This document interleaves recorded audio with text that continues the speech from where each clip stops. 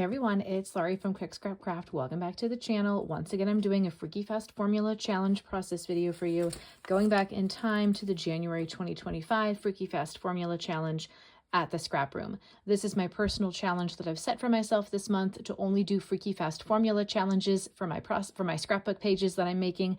And so if you want to see everything that I've created, I have a May 2025 challenge playlist, so you can see all those process videos. So we're starting off with a 5x7, which is what this is. This one is a this one's a 4x6. Okay. And I didn't even have to cut this because it's just a cut apart. It was just the size that it was. So I'm hoping that I can still leave that as is, as like a journaling spot. I have two of these 1 by 2.5 out of unicorn paper. This was a branding strip, so it was already about 1/2 inch, and then I cut it to 1/2 inch by 2. So I have the same things here. My thinking process is that like these two will go together maybe like at the top, and then we'll bring them back down at the bottom.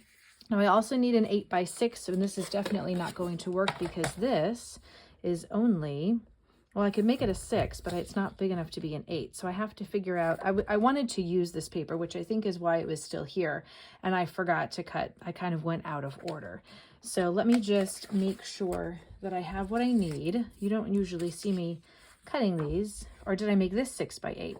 So almost 6 by just under 8. So you know what? This is the 6x8. So then I need a 5x7. Did I make this be the 5x7? Yes, this is the 5x7. All right, so I got a 6x8, a 5x7, a 4x6, and then these two little paper strips. And then this is the backing paper. I'm going to use this yellow, I think. The sun is nice too, and it has the same pink, but I don't know. Now I'm kind of looking at it, I'm like, I do like the way this pops off of the sun. So now I'm not totally sure.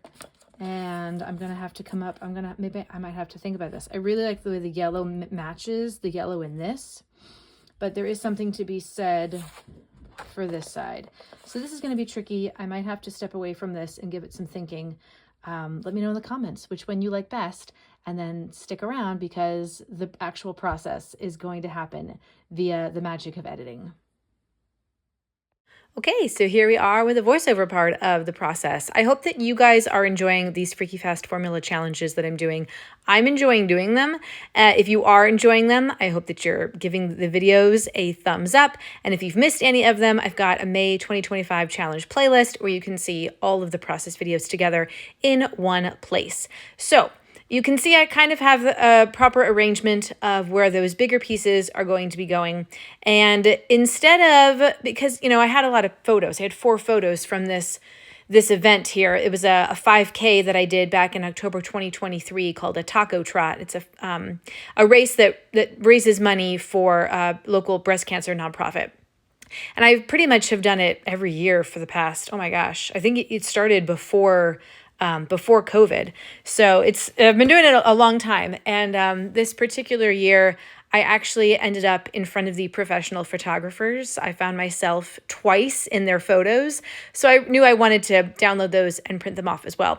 But having so many photos, like where am I going to put all of them, especially when I have a 4x6 that really can't be cut down because it was a selfie, so it's really close. And so that needed to stay its same size. So how am I going to get all the rest of the photos on this page? And I said, you know what?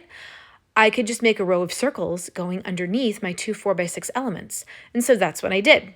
So I used my Creative Memories circle cutting system to cut those 4x6 photos into, now I don't remember, 3-inch squares maybe? I really like that system because it lets you see, you know, how much space you have. You're not just like, I think I'll cut this inch circle, and then you find out it's too big or it's too small. So I do like it for that.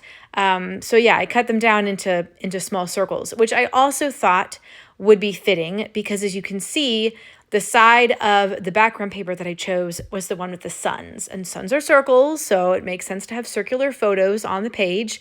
I went with the suns ultimately because I just really liked having that extra pop of color. It's all the same colors that are in the polka dot, and then a little bit more in that sort of floral paper. I just thought, oh, these are perfect. I liked the way everything looked together with those bright suns in the background. So that's why I went with that side. Maybe I should have gotten two of those sheets so that I could have used the other side for a different layout, but I only got one, so this is what we're going to go with, and we're going to be okay with it. Now, before I adhere down my photo, I wanted to make sure I wrote the date that this was taken on to my journaling spot before I stuck my photo down. The dates when I print these with Shutterfly are always printed on the back of the Shutterfly photos, and so sometimes I forget to check the date, and everything is stuck down, and then I go, oh, I don't know what the date these photos were taken, and I have to try to peel up the photo to see behind it. So good for me for actually being proactive and remembering the thing about the date. All right, so the last elements from the Freaky Fast Formula Challenge are those little banners or those little paper strips. And what I'm going to do is the same thing that I did on the last Freaky Fast Formula Challenge that I posted. I'm going to cut them into banners. Now, the tiny branding strip is really hard to cut into a banner. So normally I do a folding technique. For these, I just freehanded the bottom. I mean, they're so small, you're not going to notice if there's any sort of imperfection at all. But the bigger paper strips, I did fold in half because they were just a little bit easier to work with that way. So my idea is to do two of them over on the left-hand side, like they're coming down from that polka dot paper, and then two of them on the bottom right-hand side, like they're coming up from the bottom of the paper. And I kind of think that having banners on a scrapbook layout about successfully completing a 5K is pretty fitting. It's sort of celebratory. And what I need to do is I need to go back and see if I saved. I think it's in my map, my walk app.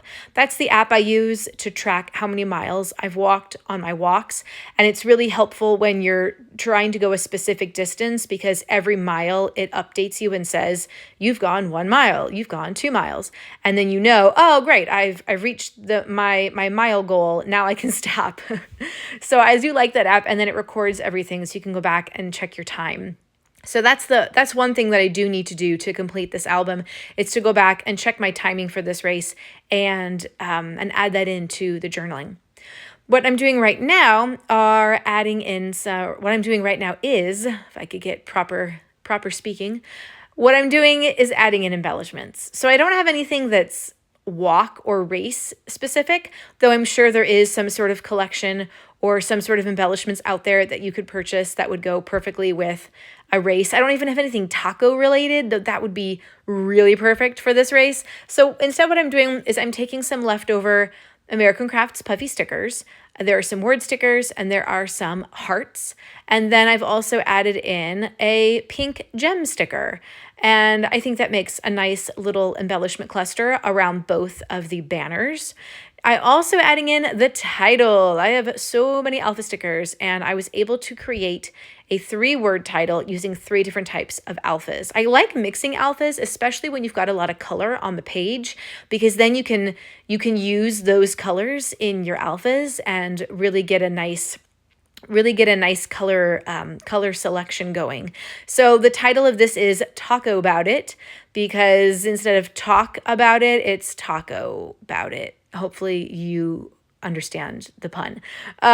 So yeah, that's what I did there. And then just to kind of finish off next to the word it, I took another one of those puffy American Craft stickers. It's an asterisk, and I put it at the end there so that everything was a little bit the same length, the same length across pretty much. So the title is American Crafts Alphas, Bella Boulevard, I think, and photo play, I think it said. If you were watching closely to this process, which I was not, you would have seen on the sticker sheets what the word said, but I wasn't paying much attention, and it's been a couple days since I made this layout, so anyway, now I'm just looking for some extra embellishments that I can add in. This isn't very embellishment heavy, but I do want to add a few more things, especially around the title, because there's so much space and I'm not going to use it all for journaling.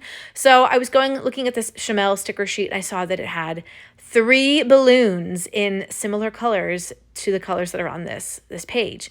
And so I stuck the bigger one next to the journaling, and then the 2 smaller ones by the banner strip embellishment clusters.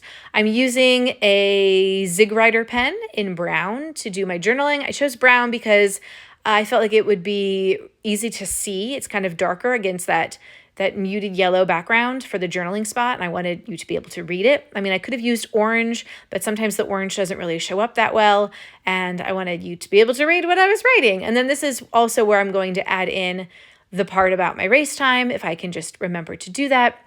And then that's pretty much it for this layout. If you haven't already, hit that subscribe button so that you don't miss out on the rest of the process videos that I have coming up this week as I finish out the month of May with this fun little personal challenge. I haven't yet picked a personal challenge for the month of June, but hopefully I will figure something out soon, and you'll just have to come back to the channel next month and see what that is when I reveal all my process videos. You'll also see next month my May layout share, although I don't think I'm going to have anything extra that wasn't in these process videos. So again, if you want to see everything from the May challenge, check out that May 2025 challenge playlist here on the channel. Thanks so much for watching this video. I hope that it was inspiring for you and that you follow me on social media and come back next time for more process videos. Bye.